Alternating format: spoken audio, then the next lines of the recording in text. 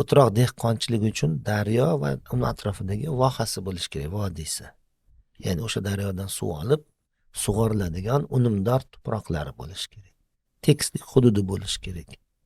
Bunaqa hududlarni bugun statistik jihatdan O'zbekistonni prosentajni chiqaradigan bo'lsangiz, 10% ni tashkil qiladi bugungi kunda.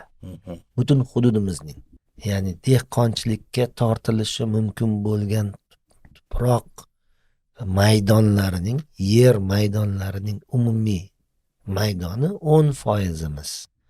Qadimda bu 5-4-3% bo'lgan. Ya'ni butun O'zbekiston Respublikasining arxeologik xaritasi 10% hudud haqida gapirib beradi sizga xolos.